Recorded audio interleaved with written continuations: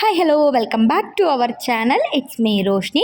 இன்றைக்கி நம்ம என்ன டிப்ஸ் பார்க்க போகிறோன்னா, நம்ம இதே மாதிரி கவரிங் செயின் எல்லாம் வாங்கி கொஞ்ச நாள் போடும்போது அது ஒரு மாதிரி கருத்து போயிடும்.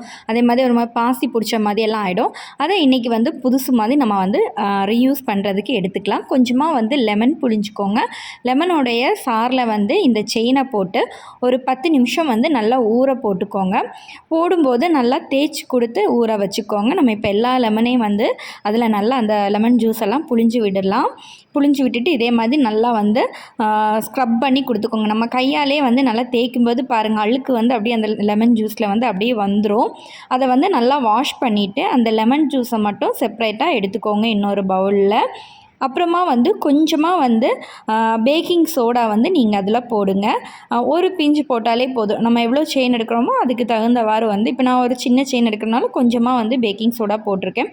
போட்டுட்டு நல்லா மிக்ஸ் பண்ணிவிட்டு கொஞ்சமாக தண்ணி ஊற்றிக்கலாம். அதில் ஊற்றிட்டு கொஞ்சம் கூட எல்லாமே அந்த பேக்கிங் சோடாலாம் கரையிற மாதிரி நல்லா மிக்ஸ் பண்ணி கொடுத்துக்கலாம். லைட்டாக ஹீட் பண்ணிக்கோங்க. ரொம்ப கொதி வர மாதிரி ஹீட் பண்ண வேண்டாம். லைட்டாக ஹீட் பண்ணிக்கோங்க. ஹீட் பண்ணிவிட்டு அதை கொஞ்சம் ஆற விட்டுட்டு நம்ம திரும்பவும் கை வச்சே இந்த ஸ்க்ரப்பர் எல்லாம் யூஸ் பண்ண வேணாம். நம்ம கை வச்சே நல்லா தேய்ச்சிக்கோங்க.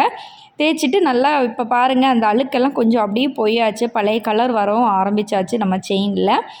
கொஞ்சம் நல்லாவே அதை தேய்ச்சிட்டு தனியாக எடுத்து ஒரு பவுலில் போட்டுக்கோங்க. அதுக்கப்புறமா கொஞ்சமாக டூத் பேஸ்ட் எடுத்துக்கோங்க. அதை ஒரு ப்ரெஷ் எடுத்து லைட்டாக அதில் வாட்ரு ஆட் பண்ணிக்கோங்க. நம்ம நார்மலாக தேய்க்கும்போது அது அவ்வளோ தேய்க்கிற மாதிரி இருக்காது. அதனால் கொஞ்சமாக தண்ணி அதில் ஆட் பண்ணிவிட்டு அந்த செயினில் நல்லா கையில் வச்சு நல்லா தேய்ச்சிக்கோங்க. இப்போ நம்ம செயினாக வளையல எதுவாக இருந்தாலும் இப்படியே இந்த ப்ராசஸ்லேயே நீங்கள் பண்ணுங்கள். அப்புறமா தண்ணி ஊற்றி வாஷ் பண்ணிவிட்டு பாருங்கள், அந்த பழைய அந்த ஒரு ஜொலிப்பு வந்திருக்கும். நம்ம அந்த ஒரு பச்சை பிடிச்சிருந்ததெல்லாம் போயிட்டு திரும்பவும் நம்ம அந்த கோல்டன் கலர் மாதிரி வந்திருக்கும்.